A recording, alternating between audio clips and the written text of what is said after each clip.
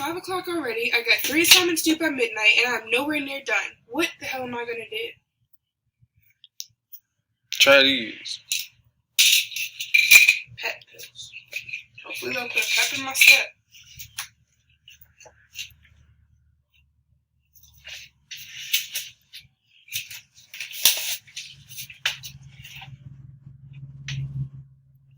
Thank God for those pet pills you gave me. It cut the time in 2 hours.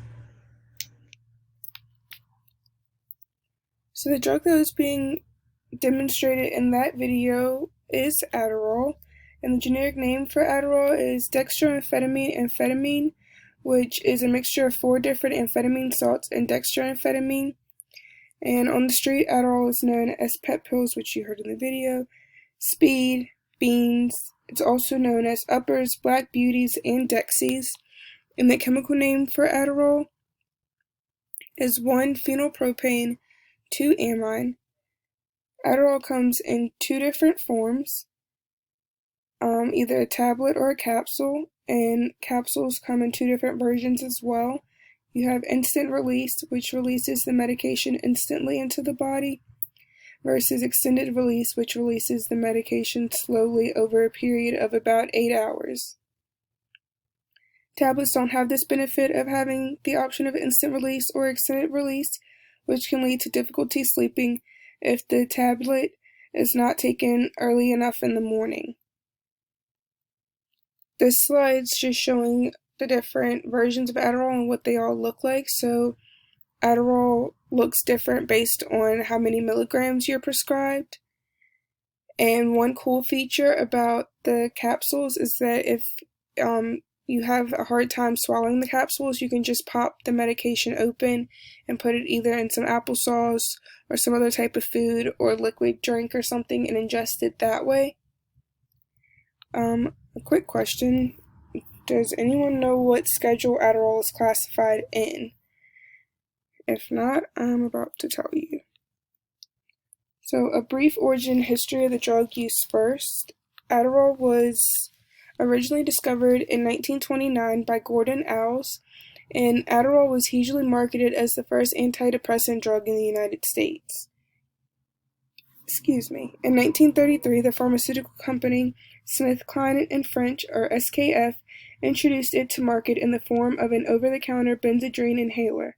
In the military, Adderall was distributed to soldiers to improve focus during World War II, and by the end of the war, over 500,000 were using the drug for non-medical purposes.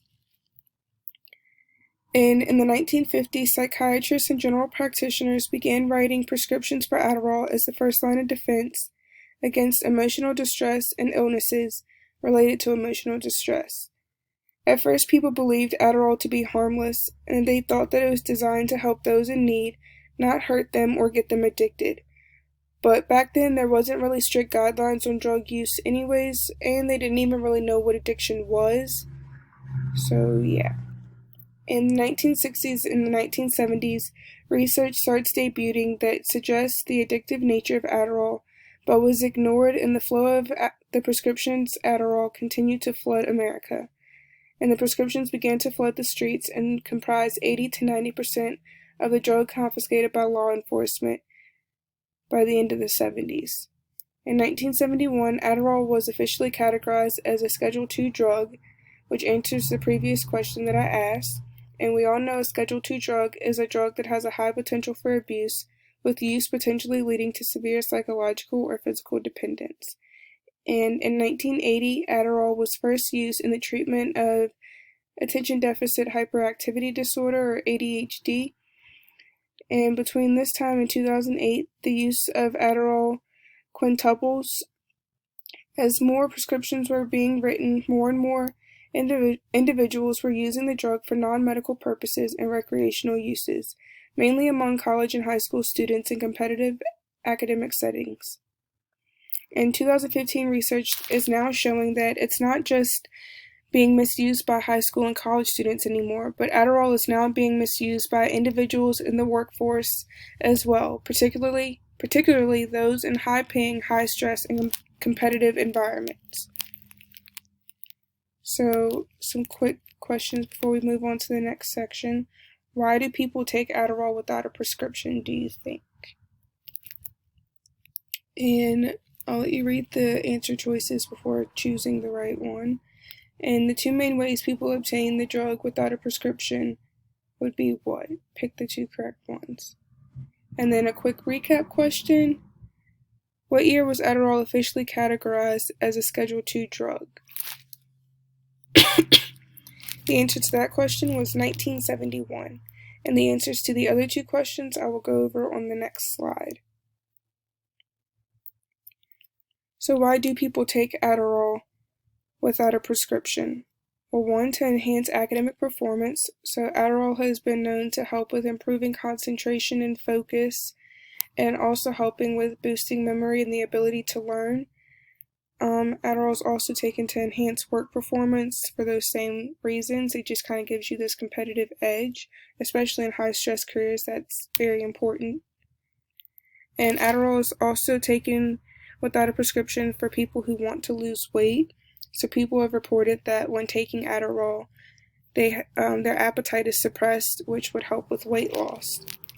And the two main ways that people get Adderall is either through friends or family. So either they're giving it to them, or they just take it without their friends or family knowing, or street dealers if they don't have anyone else to get the drug from.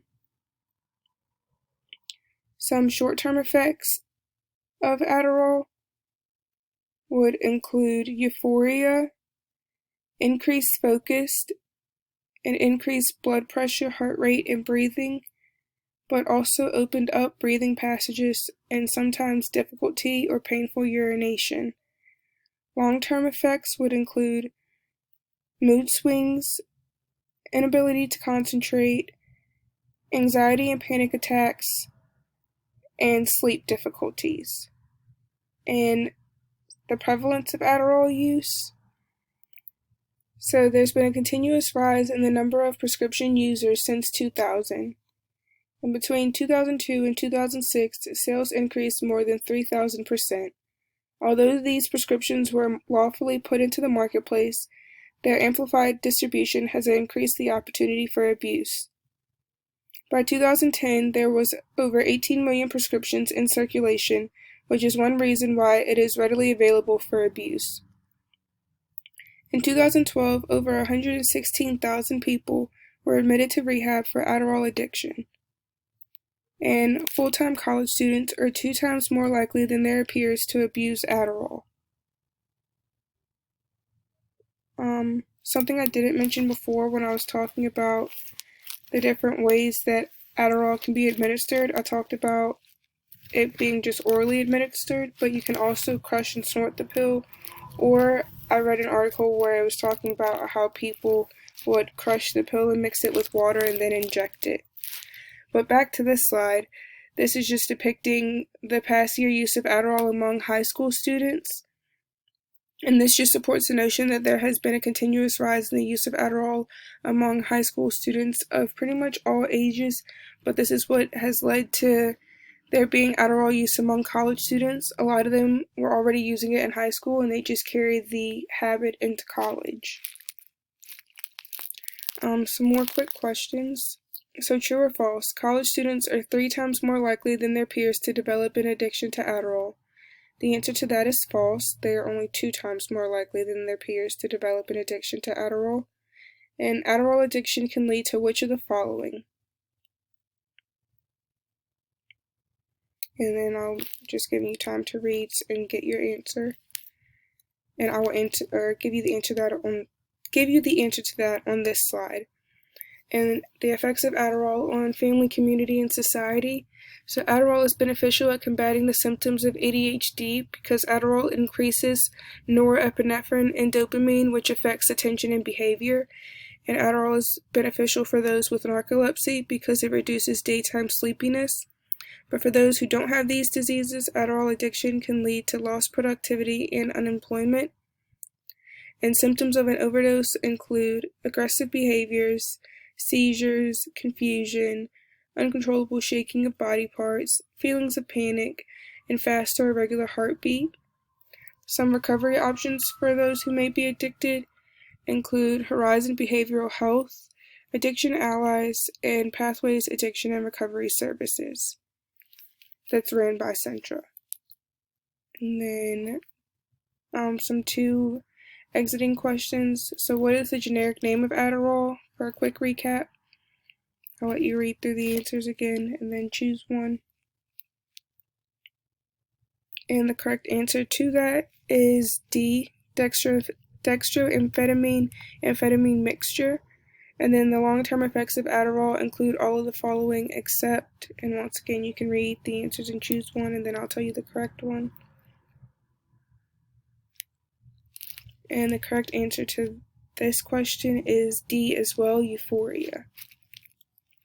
And here are all of my references, picture references, and yeah, thank you.